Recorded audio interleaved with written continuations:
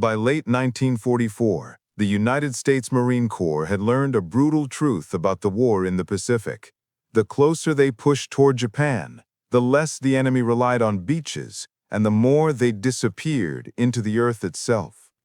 At Peleliu, Marines expecting a short, violent assault like Tarawa instead found themselves staring at a natural fortress, an island carved from coral limestone, riddled with tunnels, firing slits, and caverns so deep and interconnected that no amount of naval gunfire seemed to matter. The Japanese had abandoned the banzai charges of earlier battles and replaced them with a defense-in-depth strategy designed to make every ridge, every slope, and every shadow a kill zone. The terrain was their ally, the caves were their shield, and American artillery, normally the decisive instrument of U.S. firepower, was all but helpless against rock.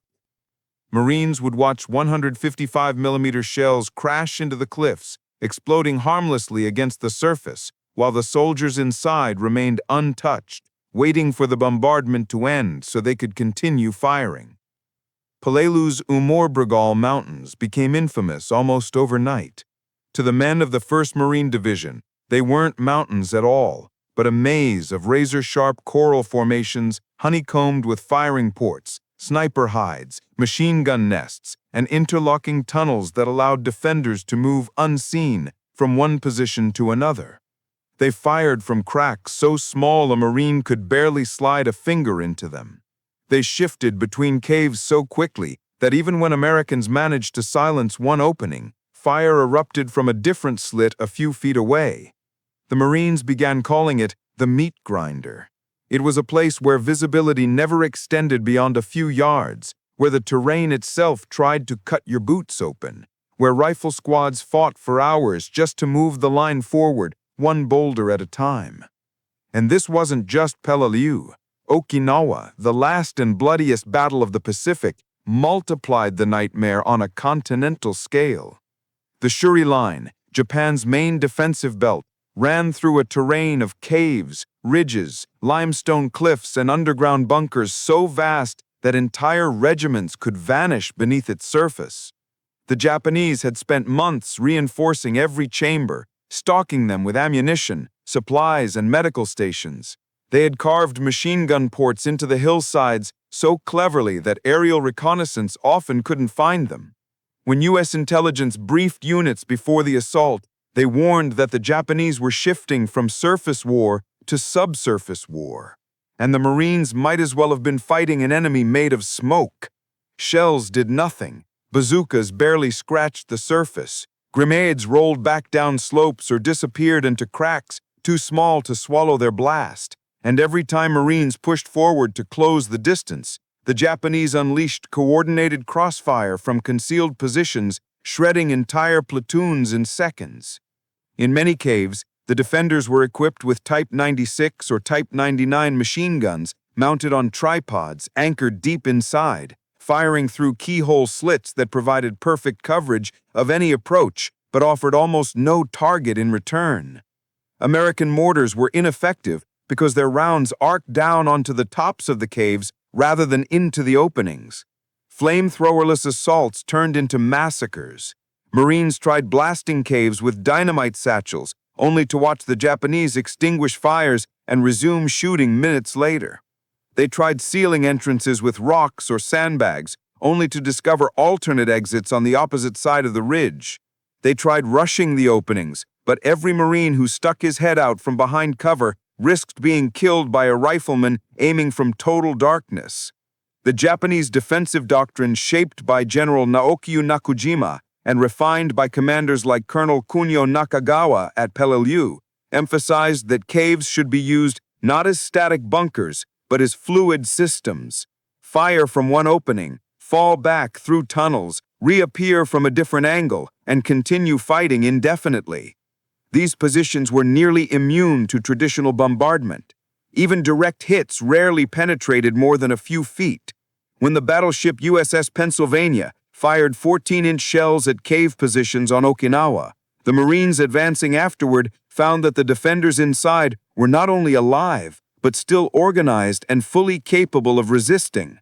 The caves turned the Japanese infantry into something close to invincible. The psychological toll on American units was enormous. Imagine firing thousands of rounds, calling in naval gunfire, hurling grenades, all to silence a cave mouth, only for it to start spitting bullets again an hour later. Imagine watching a platoon fight all day for a single ridge, only to be stopped cold by a hole in the rock the size of a dinner plate.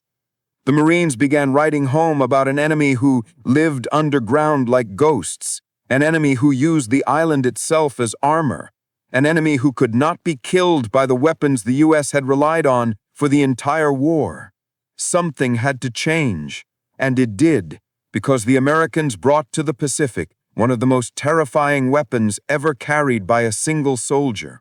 A weapon that didn't need to pierce stone or hit precise openings. A weapon that didn't simply kill, it cleared, it filled, it consumed. A weapon that turned sealed chambers into ovens and oxygen into fire. The Japanese had built their strongest defenses inside the earth, but deep inside those caves, behind those firing ports and tunnels, there was one thing they could not escape: heat. And the moment the Marines realized that, the war beneath the ground began to shift. The answer was the M2 Flamethrower, and once it arrived, Japanese defenders would learn, in seconds, that even their deepest caves were no longer safe. The first time Marines watched an M2 flamethrower used against a fortified cave, many of them went silent, not out of fear, but out of realization. For months, they had fought against an enemy who hid behind geology itself, an enemy who could shrug off shells, bombs, and grenades. But fire, real fire, projected under pressure, carried on liquid fuel that clung to rock and flesh alike, was different. Fire could go where bullets and explosives could not. Fire could turn corners. Fire could roll into chambers. Fire could consume oxygen in enclosed spaces. And the M2, the U.S. military's standard infantry flamethrower, was built for exactly that brutal requirement. The M22 flamethrower, introduced in 1943 and used heavily in 1944 through 45, was a compact but devastating machine. On a Marine's back were 3 cylinders, 2 outer tanks holding roughly 18 liters of fuel mixture, usually gasoline thickened with rubber, tar, or later napalm, flanking a central nitrogen pressurization tank. A flexible hose connected these tanks to a wand-like projector with twin triggers, one to open the fuel valve, the other to ignite it, using a battery-powered pyrotechnic spark system. The moment the operator squeezed both triggers, a roaring jet of fire leapt from the nozzle at 20 to 40 meters per second, forming a stream of burning, sticky fuel that could keep burning for seconds on end and reach into spaces no human eye could see. In Okinawa's labyrinths and Peleliu's coral caverns, that mattered more than any engineer could have predicted. The weapon's effectiveness came not just from temperature, though the flame could easily exceed 1,000 degrees Celsius, but from physics. Confined spaces trapped heat, amplified pressure, burned oxygen, and created flashover effects that could kill defenders instantly, even without touching them directly.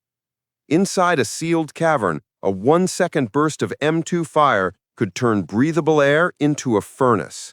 Inside tunnels with only a single entrance, even a half-second pulse could create a blast of superheated gas that traveled 20, 30, even 40 feet inward, igniting ammunition stores, cooking wooden supports, and detonating stockpiles of grenades or shell casings. No other infantry weapon could do this. The Japanese defensive doctrine, premised on absorbing artillery and outlasting bombardments, had no countermeasure for fire delivered under pressure. Their caves lacked proper ventilation. Even those with secondary openings were rarely wide enough to disperse the surge of combustible gas the M2 sent racing inside. And psychological shock played a role as well. Japanese soldiers were trained to face bullets, bayonets, and shells without fear. They were told to die in place, but nothing in their training prepared them for the reality of flamethrowers, a sudden torrent of fire exploding into darkness, lighting entire cavern walls in a hellish orange glow. filling tunnels with choking black smoke and boiling air in seconds. Survivors from Okinawa later recalled that the first burst made some men believe an entire ammunition magazine had detonated inside the hill. Others described the flame as a river of fire that no one could outrun or fight. The American flamethrower operators themselves were among the most vulnerable soldiers on the battlefield. Every Japanese marksman prioritized them. Every cave opening aimed for them first. A single tracer round into the fuel tank could turn a Marine into a walking bomb, though in practice, the tanks were surprisingly resistant to penetration. Flamethrower operators rarely survived long without support, which is why U.S. doctrine evolved quickly.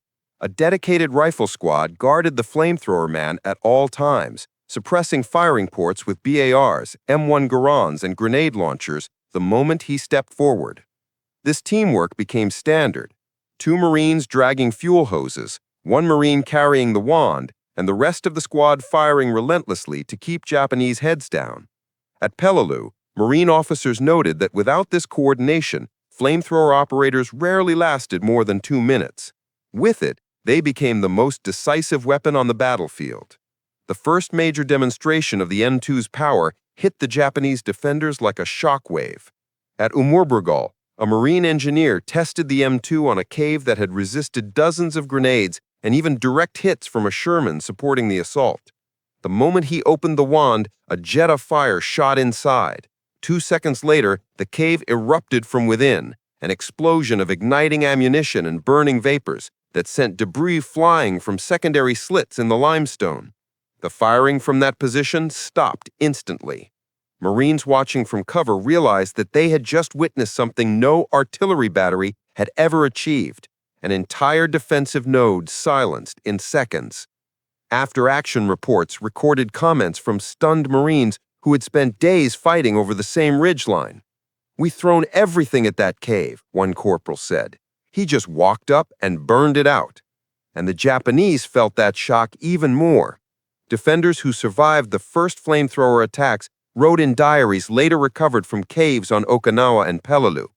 Some wrote that the flamethrower was the most terrifying weapon the Americans possessed, surpassing even battleship shells because there was no place to hide from it, not behind rock, not behind steel, not in darkness. Others described the suddenness. One moment we were alive, the next moment the cave was filled with fire. Flamethrowers turned cave warfare from a slow, grinding stalemate into a swift, brutal form of clearing operations. With each island the U.S. assaulted, the role of the M2 grew, and soon the Japanese would learn the full extent of what a single operator could accomplish, because the real test of the M2's power would come not on paper, but in the furnace-like ridges of Peleliu and the vast subterranean defenses of Okinawa, where entire cave complexes would be wiped out in seconds by one man carrying a tank of pressurized fire. The battle for Peleliu was already a nightmare before the flamethrowers arrived. The Marines of the 1st Marine Division had landed expecting a 3-day battle. Instead, they found themselves climbing into a labyrinth of coral ridges, sinkholes, and knife-edged cliffs that hid more than 500 interconnected Japanese defensive positions. The Umur Mountains, later known simply as Bloody Nose Ridge, became the deadliest terrain many veterans ever faced, a place where the Japanese 14th Infantry Division under Colonel Kunio Nakagawa fought with a stubbornness and tactical ingenuity that exceeded anything encountered earlier in the Pacific War. For days, the Marines assaulted cave after cave with grenades, bazookas, and demolitions, only to see fire erupt again from the same slit hours later. It was in this hellscape, under blistering heat and constant sniper fire, that the M2 flamethrower proved itself in a way no one had fully anticipated. On the morning of September 19, 1944, a rifle platoon from K-31 attempted to take a cave complex dominating a narrow defile known as Five Sisters. The Marines had already lost one squad trying to silence the position. Machine gun fire poured from the cave's main opening and 2 flanking vents, creating a perfect crossfire that pinned down every approach. Grenades bounced off coral walls. Satchel charges were rolled toward the entrance but fell short, their blasts ripping only at the outer lip of the cave. Sherman tanks were brought up, but the coral spires were so jagged and tight that the armor couldn't aim its cannon without exposing itself to mines or hidden anti-tank rifles. The Japanese defenders, maybe 8 or 10 men, were safe behind meters of coral rock. They had food, water, ammunition, and the confidence that American firepower could not reach them. Then a lone Marine corporal stepped forward with an M2 on his back. His name does not appear in most official histories. In Peleliu, flamethrower operators were wounded, killed, rotated, or replaced too frequently for many to be recorded as individuals. But his platoon remembered him. He crawled forward through shattered coral while his squad laid down suppressive fire with bars and garrisons. Tracers snapped past him from the secondary firing slit. He kept moving, inch by inch, until he reached a boulder less than 10 meters from the cave mouth. He rose just enough to aim the wand, and then he pulled both triggers. The jet of fire that erupted from the M2 did not simply wash over the rocks, it poured inside, sucked inward by the cave's natural ventilation pattern like air rushing into a furnace. In photographs taken later, one Marine described the flame as flowing horizontally like a liquid tongue. The mixture of gasoline and thickener stuck to the cave floor, the walls, and the defenders inside. The heat, over 1,000 degrees Celsius, ignited stored ammunition. Within 3 seconds, a concussive blast shook the ridge as cartridges, grenades, and mortar rounds inside the cave detonated one after another. Black smoke belched from the secondary vents. The machine gun that had held off the Marines for 2 days went silent. When the flame operator released the trigger, the cave was quiet. The Marines waited a moment, unsure whether the defenders had fallen back deeper into the tunnel system, but nothing moved. When engineers approached a few minutes later to check the damage, they found the interior scorched black, its defenders killed instantly by the blast of pressure and heat. It had taken less than 5 seconds. Stories like this spread across Peleliu within days. In one documented case, a flamethrower team from the 31st Infantry Regiment, attached from the Army's 81st Infantry Division, cleared an entire network of 4 caves in under a minute by applying fire sequentially through connected openings, creating a chain reaction of oxygen depletion and ammunition detonation inside the tunnels. In another, Marines used flamethrowers to silence a cave so deep that grenades thrown earlier had rolled backward down the slope toward the attackers, yet a half-second burst of flame still reached inside far enough to kill every defender. The Japanese, for their part, were stunned. Their diaries, later recovered in pockets and tunnels, recorded shock at how quickly their most hardened positions collapsed. One entry found on the body of a lieutenant read, "Our strong cave, which artillery could not break, was destroyed in a single moment by fire. The men inside died without time to fight." Another diary from a sergeant described the flamethrower as the weapon of hell, noting that the defenders in the caves could not breathe, could not see, could not even shout warnings before the fire filled the chamber. On Bloody Nose Ridge, where the terrain made every advance a brutal contest of meters, flamethrowers turned stalemates into breakthroughs. A Marine platoon that had spent 48 hours pinned beneath a sniper cave watched a flamethrower operator deliver a 2-second burst that not only killed the marksman inside, but ignited a hidden ammunition cache behind him, collapsing part of the ceiling and sealing the tunnel forever. And with every success, the weapon's reputation grew. Rifle squads adapted their doctrine around the M2. Suppression first, flamethrower second, demolition last. Tanks equipped with auxiliary flamethrowers reinforced infantry assaults, saturating wider openings while M2 operators targeted narrow slits. Peleliu's coral fortress, designed to hold out for months, began to crumble cave by cave, ridge by ridge. But the most astonishing effect of the M2 wasn't physical, it was psychological. Japanese soldiers who had been ordered to fight until all ammunition is gone and then fight with stones suddenly understood they faced a weapon that could kill them even if they were hiding, even if they were dug 30 meters inside a mountain, even if they covered the entrance with stones or logs, fire would still find them. And for the first time in the Pacific War, defenders began abandoning some caves rather than suffer the fate they had seen inflicted on their comrades. Not many, but enough that commanders noticed. The men on Peleliu learned a harsh truth. Artillery could wound caves, explosives could shake caves, but flamethrowers could end caves.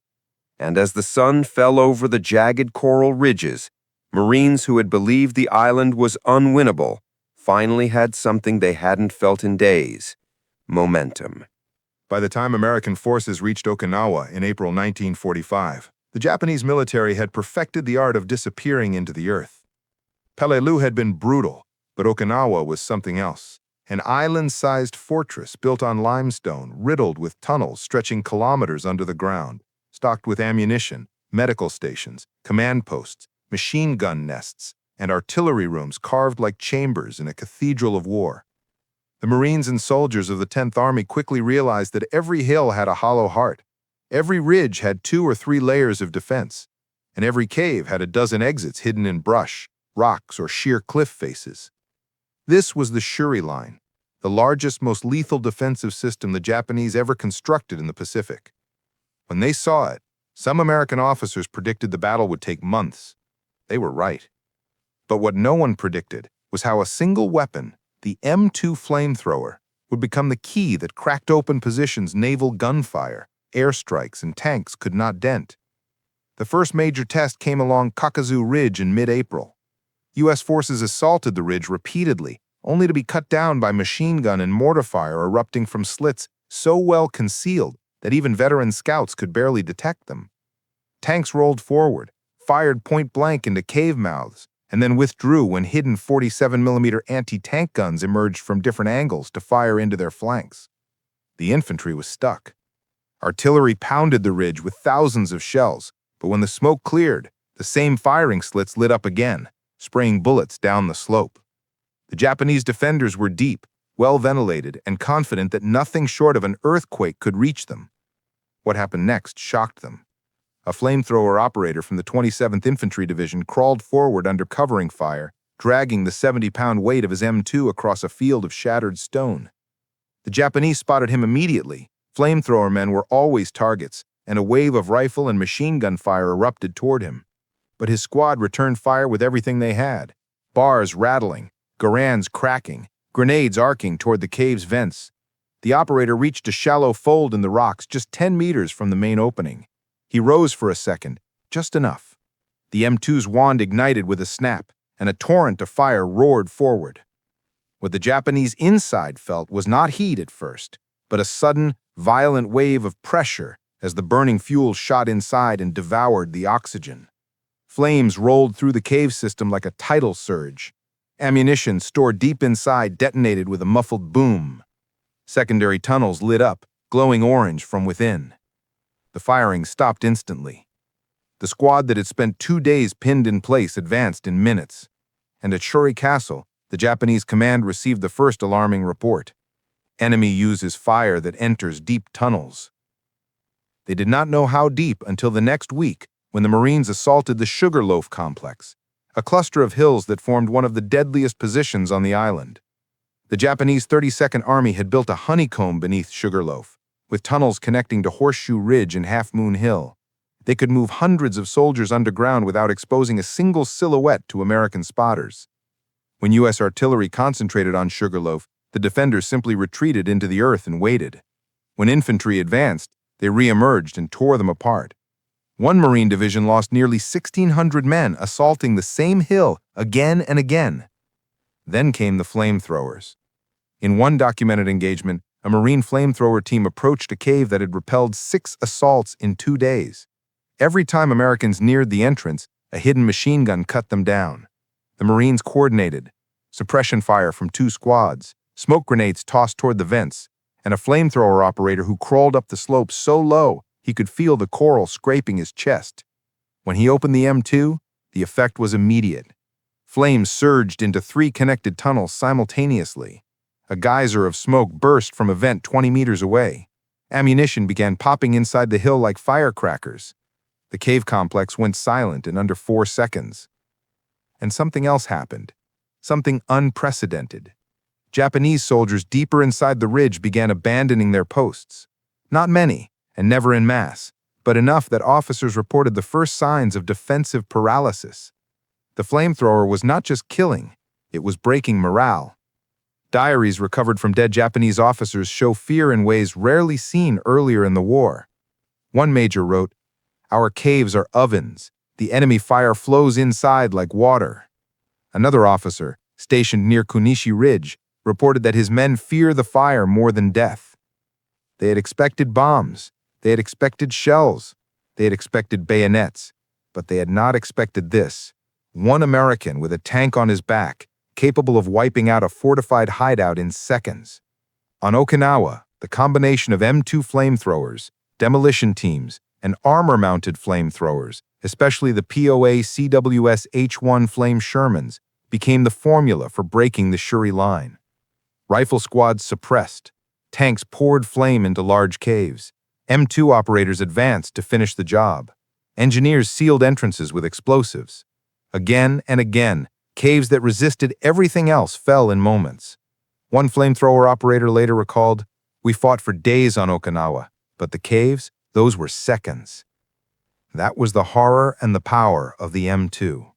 In the largest cave war ever fought by the U.S. military, where geology itself fought against them, a single Marine or soldier could change the fate of an entire ridge with one pull of a trigger. And as the Americans pushed south toward the final redoubts around Shuri Castle, Japanese defenders, men trained to die without fear, began to realize the truth. There was nowhere the flame could not reach. By the final weeks of Okinawa, the ground shook not just from artillery, but from the collective collapse of a defensive system that Japan had believed would stop the Americans for months. The Shuri Line, the pride of the 32nd Army, had been designed to survive bombardment, tanks, grenades, starvation, and even complete encirclement. What it had not been designed to survive was fire that entered from a single point and killed everything inside in seconds. The M2 flamethrower had become the one tool the Japanese had no counter for, no doctrine against, no courage sufficient to withstand. Its effect went beyond the physical destruction. It rewrote the psychology of cave warfare. Many Japanese defenders had expected to die, but they had expected to die fighting, firing rifles, swinging bayonets, detonating satchel charges in last stands. They had not imagined dying without firing a shot, buried alive by burning air. And that is exactly what the M2 inflicted on hundreds of cave positions, from Peleliu to Okinawa. The Americans knew it too. After months of losing men inch by bloody inch, the flamethrower gave them something they had not experienced since the start of the campaign: control. A single operator could decide the fate of a cave that had resisted entire platoons. A squad with an M2 could finish in 30 seconds what days of bombardment could not. It was horrifying, effective, and brutally simple. And because it worked, it changed everything. The 10th Army's after-action reports revealed that the flamethrower was the single most effective infantry weapon for destroying Japanese cave defenses, surpassing even satchel charges and tanks in kill ratios. Marine Corps division summaries from Peleliu and Okinawa repeatedly stated that without flamethrowers, many ridges would have taken multiple additional weeks to clear, costing thousands more American lives. On Okinawa, flame tanks, Shermans fitted with POA CWS H1 flame units, worked hand-in-hand with M2 operators. Tanks drenched large cave mouths in fire, while infantry flamethrowers crawled forward to finish the smaller vents and upper slits the tanks could not reach.